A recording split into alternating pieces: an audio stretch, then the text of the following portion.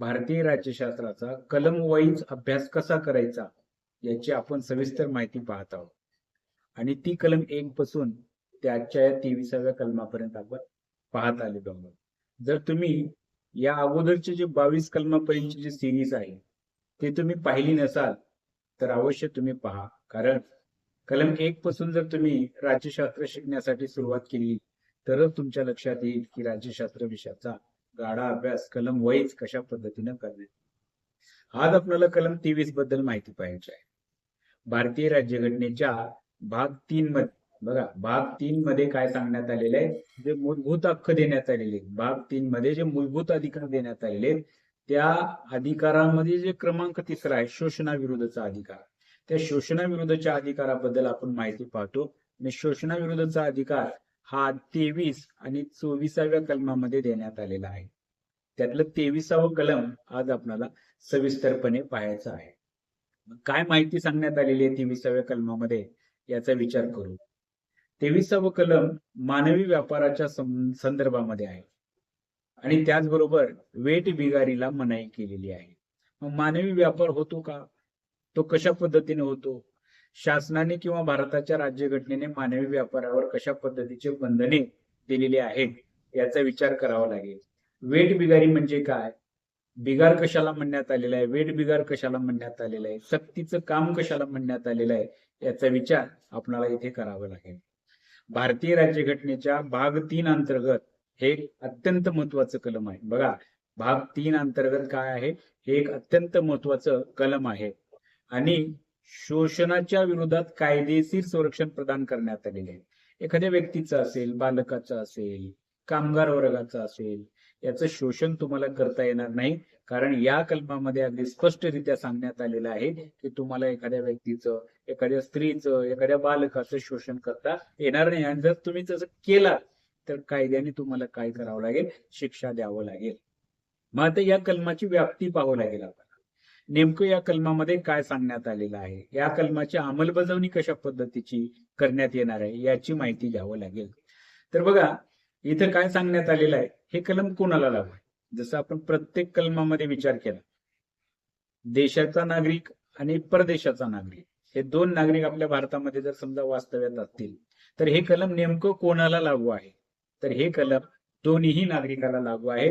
म्हणजे आमच्या भारताचा जर नागरिक असेल, भारतीय नागरिक, त्याच्यासाठी सुद्धा हे कलम लागू आहे. आणि जर समजा परदेशी नागरिक असेल तर त्या परदेशी नागरिकाला सुद्धा हे कलम लागू आहे. आपण 19च्या संदर्भामध्ये विचार केला, 15व्या कलमाच्या संदर्भात विचार केला, 16व्या कलमाच्या बाबतीत विचार केला तर हे कलम फक्त आमच्या भारतातल्या नागरिकांना लागू होते. पण हे कलम मात्र 23 कलम मात्र परदेशी आणि भारतीय दोन्ही नागरिकाला समान रीतीने उपलब्ध आहे असं म्हणावं लागेल. म्हणजे आमच्या देशातला नागरिक असेल, इंडियन सिटीजन, आणि जे फॉरेन सिटीजन आहे त्या दोघांसाठी हे कलम लागू आहे असं म्हणावं लागेल. मग आता हे कलम लागू आहे म्हणजे नेमकं काय आहे, कोणापासून आपल्याला संरक्षण दिलेले आहे, तर या ठिकाणी आपल्याला आवर्जून लक्षात घ्यावं लागेल, स्टेट जे राज्य संस्था आहे त्यांना हे कलम लागू आहे. राज्य संस्थेला कसल्याही प्रकारचं शोषण व्यक्तीचं करता येणार नाही. किंवा खाजगी व्यक्ती आहे, खाजगी व्यक्तीला सुद्धा या कलमाच्या तरतुदी लागू आहेत. किंवा संस्थाच राहते, त्या संस्थेला सुद्धा हे कलम लागू आहे. इंडिव्हिज्युअल जे संस्था आहेत, प्रायव्हेट संस्था ज्या आहेत त्या संस्थेला देखील या कलमाला लागू आहे. म्हणजे राज्य संस्था असेल, राज्य सरकारे असतील किंवा प्रायव्हेट व्यक्ती असेल, तिघांकडनंही ह्या कलमाची अंमलबजावणी करावं लागेल. म्हणजे स्टेटला काय करावं लागेल, तुम्हाला शोषण करता येणार नाही तुमचं. प्रायव्हेट व्यक्ती जरी असली किंवा एखादी संस्था जरी असली तरी तुमचं शोषण ते करणार नाहीत अशी माहिती या ठिकाणी देण्यात आलेली आहे. पुढे पाहू. बघा, कलम 23 पोट कलम 1 मध्ये काय सांगण्यात आलेलं आहे, प्रामुख्याने 3 बंदी या ठिकाणी तुम्हाला देण्यात आलेले, 3 मनाई या ठिकाणी देण्यात आलेले. त्या कोणत्या, एखादा समजा शिक्षेपात्र असणारे जे अपराध गुन्हा असतात ना, म्हणजे शिक्षापात्र गुन्हे, हे जे शिक्षेपात्र असलेले जे गुन्हे आहेत त्या गुन्ह्याच्या संदर्भामध्ये आपल्याला विचार करावा लागेल. राज्यघटनेनुसार मानवी हक्काच्या मानवी व्यापार, ज्याला तुम्ही ह्युमन ट्रॅफिकिंग म्हणतात, ते नेमकं काय आहे याचा विचार करू आपण. आता याचा विचार करत असताना एखाद्या माणसाचा वस्तूसारखा, जसं तुम्ही एखाद्या दुकानात गेलात आणि एका पैसे दिलात आणि पैशाच्या मोबदल्यात तुम्ही वस्तू खरेदी केला, त्या पद्धतीचाच माणसाचा व्यापार करता येईल का हो? तर असं करता येणार नाही. मग यामध्ये स्त्री असतील, पुरुष असतील, बालक असतील, या तिन्ही घटकाचा, पुरुष, स्त्री आणि बालक, वस्तूसारखा खरेदी विक्री करण्याचा प्रकार आपल्याकडे नाही. आणि जर कुणी करत असाल तर त्यावर कायदेशीर बंधने या ठिकाणी घालण्यात आलेले आहेत. म्हणजे जर एखादा व्यक्ती जर माणसाचा व्यापार करत असेल तर त्याच्यावर काय केलेलं आहे? कायद्याने बंधने घातलेली आहेत असं म्हणावं लागेल. मग आता काही प्रथा सुद्धा आपल्या समाजामध्ये आहेत पहा. जसे की स्त्री आणि बालकाचा अनैतिक वापर केला जातो, वेश्या व्यवसायासाठी स्त्रियांचा वापर केला जातो. आपल्याकडं समाजामध्ये देवदासी प्रथा आहे पहा. देवासोबत लग्न करायचं, आयुष्यभर तिला देवाच्या सानिध्यात राहू द्यायचं, अशा पद्धतीच्या प्रथा समाजामध्ये होत्या. किंवा एखाद्या व्यक्तीला गुलामी स्वरूपाची वागणूक देणे, गुलाम म्हणून आपल्याकडे ठेवणे, ओलीस ठेवणे, असे प्रकार आहेत. आता याचा समावेश या 23व्या कलमामध्ये देण्यात आलेला आहे. आणि असं जर कोणी करत असेल, एखाद्या स्त्रीला जर समजा वेश्या व्यवसायासाठी वापरत असेल, एखाद्याला जबरदस्तीने काम करून घेतली जात असतील, किंवा एखाद्या व्यक्तीचा समाजामध्ये काय, तू देवदाशी आहेस, तू आता कोणत्याही सामाजिक कार्यामध्ये भाग घ्यायचा नाही, समाजामध्ये मिसळून राहायचं नाही, तुझं कार्य आता देवाचंच आहे, असं जर समजा केलं जात असेल तर हे चुकीचं आहे. कायद्याने याच्या विरोधामध्ये संरक्षण देण्यात आले. म्हणजे मानवी व्यापाराच्या बाबतीत आपल्याला माणसाची खरेदी विक्री करता येणार नाही, एखाद्या स्त्रीला वेश्या व्यवसायासाठी वापरलं जाणार नाही, देवदाशी प्रथा जबरदस्तीने केली जाणार नाही, किंवा या स्वमर्जीने जरी समजा एखादी देवदाशी असेल तर कायद्याने याच्यावर सुद्धा कठोर नियम आणलेले आहेत. त्याचबरोबर एखाद्याला जबरदस्तीने गुलाम म्हणून जर तुम्ही जर वागणूक देत असाल तर त्याच्या विरोधात सुद्धा या कलमाने संरक्षणे पुरवलेली आहेत. आता दुसरी बाब आपण घेऊ, बेगार म्हणजे काय. आपल्याकडे समाजामध्ये एक शब्द मोठ्या प्रमाणात उच्चारला जातो, वेठ बिगारी. वेठ बिगारीचा अर्थ तुम्हाला कळलाय का हो? तर तो कळण्यासाठी आपल्याला काय विचार करावा लागेल? बेगार या शब्दाचा अर्थ आपल्याला अगदी स्पष्टरित्या सांगता येईल, एखाद्या व्यक्तीकडनं काम करून घ्यायचं आणि त्याला कसल्याच प्रकारचा मोबदला द्यायचा नाही, त्याला बेगार म्हणण्यात आलेलं लक्षात घ्या. म्हणजे ग्रामीण भागामध्ये सहसा आजच्या काळामध्ये सुद्धा अशा प्रकारचे काम करून घेतले जातात की एखाद्याकडनं समजा सकाळपासून दिवसभर काम करून घ्यायचं आणि संध्याकाळी जात असताना एका टायमाचं जेवण, तेही घरामध्ये उरलेलं सुरलेलं जेवण त्याला द्यायचं, मोबदला त्याला कसल्याच प्रकारचा द्यायचा नाही. याला वेठबिगारी म्हणण्यात आलेलं आहे. आणि या कलमामध्ये काय करण्यात आलंय? अशा वेठबिगारीला आळा घातलेला आहे असं म्हणावं लागेल. मग ब्रिटिश काळ होता आपल्याला. या वेठबिगारीचं जर ऐतिहासिक पार्श्वभूमी जर आपल्याला लक्षात घ्यायची असेल तर ब्रिटिश काळापासून काय करण्यात आलेलं आहे?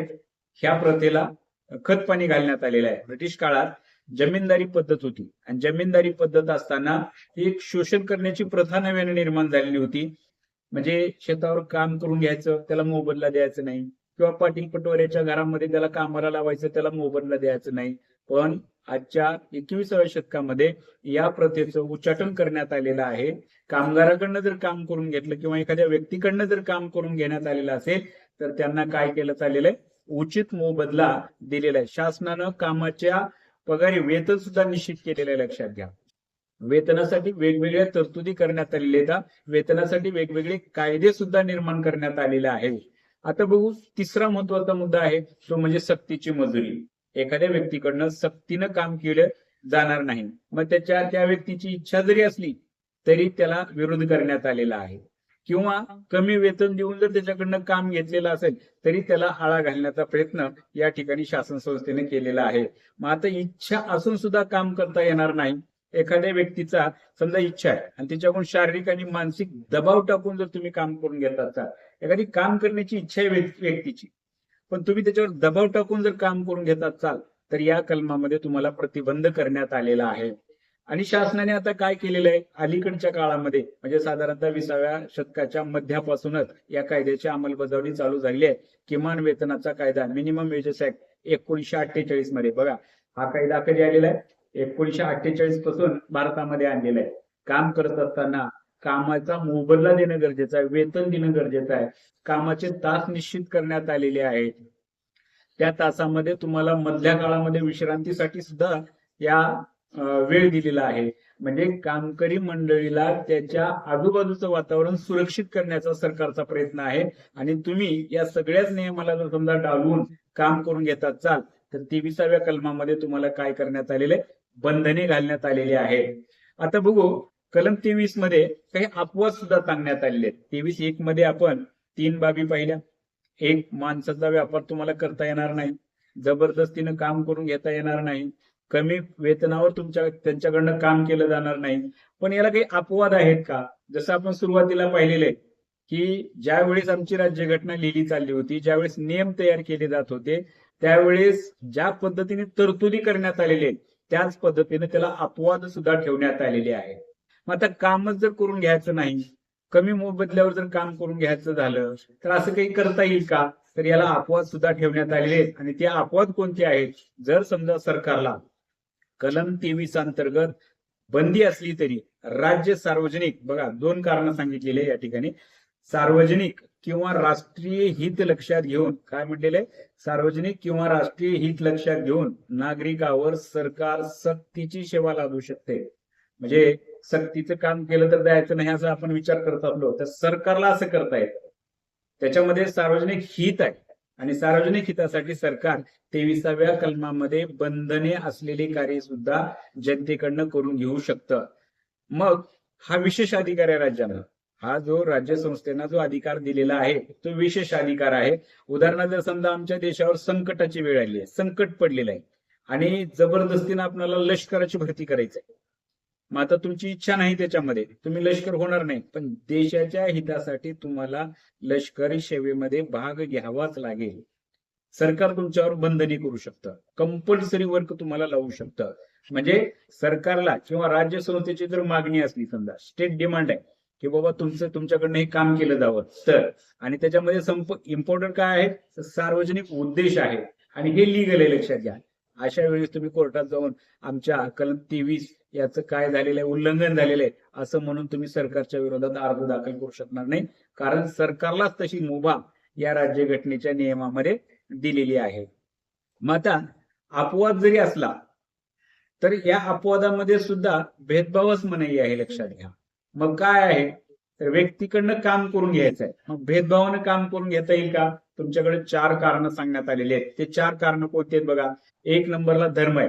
धर्म, वंश, जात आणि वर्ग, हे जे 4 भेद आहेत, हे भेद लक्षात घेऊन तुम्हाला सेवेला लावावं लागेल. म्हणजे थोडक्यात काय आहे, सक्तीची सेवा लादताना सरकार जर तुमच्यावर सक्तीची सेवा लादत असेल तर खालील 4 कारणावरून कोणताही भेदभाव करणार नाही. म्हणजे एखादा विशिष्ट धर्माचा आहे त्याच्यावर सक्ती लादायचं नाही, एखादा विशिष्ट वंशाचा आहे म्हणून त्याला सक्तीनं लादायचं नाही, किंवा एखादा विशिष्ट व्यक्ती विशिष्ट जातीचा आहे म्हणून त्याच्यावर सक्तीनं लादायचं नाही असं नाही, किंवा एखादा विशिष्ट वर्गाचा आहे म्हणून नाही. तर तुम्हाला ज्या वेळेस सक्तीनं काम लादायचं आहे त्यावेळेस या 4 कारणानं तुम्हाला भेद लावता येणार नाही. हा, इथं 2 कारणांमधून ठेवलीत बघा. एक लिंग ठेवलीत, जेंडर, आणि दुसरा आहे जन्मस्थान. जन्मस्थान आणि लिंग या 4 कारणामध्ये घेण्यात आलेलं नाही. म्हणजेच परीक्षेच्या दृष्टिकोनातून इथं फार महत्वाचं लक्षात घ्या. एमपीएससी असतील किंवा विविध स्पर्धा परीक्षामध्ये तुम्हाला वरील 4 कारणामध्ये प्रश्न विचारतील. शासन संस्था अपवादामध्ये भेदभाव करू शकते का? तर करू शकत नाही. कोणत्या कारणाने? तर हे 4 कारण देतील आणि त्याच्यामध्ये लिंग किंवा जन्मस्थान हे देतील आणि अयोग्य विधान ओळखा म्हणून देईल. त्यावेळेस तुम्ही गफलत करून घेऊ नका. 4 कारणाने शासन संस्था भेदभाव करणार नाही, मात्र लिंगानुसार भेदभाव करू शकते. मेल किंवा फिमेल भेदभाव करू शकते, किंवा जन्मस्थान एखाद्या विशिष्ट जन्मा ठिकाणी म्हणजे समजा नोकरीची संधी निर्माण करत आहे किंवा जबरदस्तीने काम तुम्हाला द्यायचं आहे, त्यावेळेस लिंग आणि जन्मस्थान या कारणावरून भेदभाव केला जाऊ शकतो असं सांगण्यात आलेलं आहे. मग आता कोणताही कायदा किंवा कोणत्याही तरतुदी समाजामध्ये ज्या वेळेस रुजवल्या जातात, त्याची अंमलबजावणी केली जाते, त्यावेळेस काही कायद्याची आवश्यकता असते. जर कायदे राहिले नसते तर सामान्य व्यक्ती सरकारच्या कोणत्याही कार्यात भाग घेतला नसता, किंवा सामाजिक हित जोपासला नसता, किंवा समाजातली शांतता शांत पद्धतीने राहू दिला नसता. म्हणून संसदेला वेळोवेळी किंवा सरकारला वेळोवेळी कायदे करावे लागते. आणि ते कायदे कशासाठी करावे लागते? तर मूलभूत अधिकाराची काटेकोर अंमलबजावणी करण्यासाठी वेगवेगळ्या कायद्याची आवश्यकता आहे. मग ते कायदे कोणकोणते आहेत याचा विचार आपल्याला करावा लागेल. मग एक आहे बघा, 23व्या कलमाची अंमलबजावणी करण्यासाठी अनैतिक व्यापार प्रतिबंधक कायदा 1956 हा कायदा कधी करण्यात आला? अनैतिक व्यापार म्हणजे जे वेश्या व्यवसायासारखी जे कार्य आहेत त्या तशा प्रकारचे कार्य तुम्हाला करता येऊ नये याच्यासाठी संसदेने एक कायदा करण्यात आला आणि तो कायदा म्हणजे अनैतिक व्यापार प्रतिबंधक कायदा 1956. बर, कामगाराला जे काम करून घ्यायचं मोबदलाच नाही द्यायचं ते 1948 मध्ये कायदा करण्यात आला, किमान वेतन कायदा. कोणता कायदा? किमान वेतन कायदा तयार करण्यात आला आणि किमान वेतन कायद्यानुसार आता एखाद्याकडनं जर तुम्ही काम करून घेत असाल तर त्याला उचित मोबदला देणं तुमचं काम आहे. त्याचबरोबर वेठबिगारी म्हणजे कामच करून द्यायचं, मोबदला कसलाही द्यायचा नाही. हे वेठबिगारी पद्धत जी आहे ती उच्चाटन करणारा कायदा 1976 मध्ये तयार करण्यात आला. आणि समान वेतन कायदा हा सुद्धा काय आहे? 1976 मध्येच तयार करण्यात आला. 4 कायदे संसदेने लागू केले घटनेच्या कलम 23च्या अंमलबजावणीसाठी. कोणते कायदे आहेत ते पहा. अनैतिक व्यापार प्रतिबंधक कायदा 1956, किमान वेतन कायदा 1948, वेठबिगारी पद्धत उच्चाटन कायदा 1976 आणि समान वेतन कायदा 1976 या 4 कायद्याची निर्मिती कलम 35 अंतर्गत करण्यात आलेली आहे. म्हणजे मूलभूत अधिकारातलं शेवटचं कलम आणि मूलभूत अधिकाराची काटेकोर अंमलबजावणी या 4 कायद्यांनी केली जाते असं म्हणावं लागेल. आता परीक्षेच्या दृष्टिकोनातून आजच्या या कलम 23 मध्ये आपण काय शिकलेलं आहे? म्हणजे 23व्या कलमावर परीक्षेत कशा पद्धतीचे प्रश्न विचारले जातात आतापर्यंत मी पाहिलेलं आहे. बऱ्याच प्रश्नपत्रिकेचं विश्लेषण केल्याच्या नंतर माझ्या लक्षात आलेलं आहे की मग ती पूर्व परीक्षा असू द्या, मुख्य परीक्षा असू द्या, याच्यावर वारंवार प्रश्न विचारलेले आहेत. म्हणजे क्विक रिव्हिजन आपण याचं घेऊया. बघा, लागू कुणाला 23वं कलम? भारताच्या नागरिकांना लागू आहे, परदेशी नागरिकांना लागू आहे. राज्य संस्थेवर बंधने घालण्यात आलेले, खाजगी व्यक्तीवर सुद्धा बंधने घालण्यात आले. म्हणजे याला तुम्ही काय म्हणून लक्षात घेताल? डबल प्रोटेक्शन म्हणून तुम्ही याला लक्षात ठेवताल. मग मुख्य बंदी कशावर घालण्यात आली आहे? तर मानवी व्यापार तुम्हाला करता येणार नाही, वेठबिगारीनं तुम्हाला कामाला लावता जाणार नाही, सक्तीने एखाद्या व्यक्तीला कामाला लावता जाणार नाही. याच्यासाठी तुमच्याकडे काय दिलेलं आहे? मिनिमम वेजेस ऍक्ट तयार करून देण्यात आलेला आहे बघा. त्या कायद्यानुसार तुम्हाला तिथं त्यांना वेतन द्यावं लागेल. मग याला अपवाद काही ठेवण्यात आलेले आहेत का?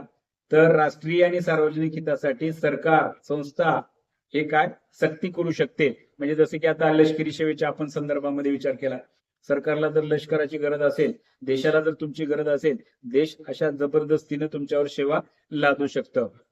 आणि जर समजा ह्या सेवा ज्यावेळेस लागू केलेल्या येतात किंवा लादण्याचा विचार करत असेल तर सरकारला त्यामध्ये भेदभाव करता येणार नाही. मग भेदभाव कोणत्या कारणाने करता येणार नाही हे पाहिलं आपण. मग त्याच्यामध्ये धर्म आहे, वंश आहे, जात आहे आणि वर्ग आहे.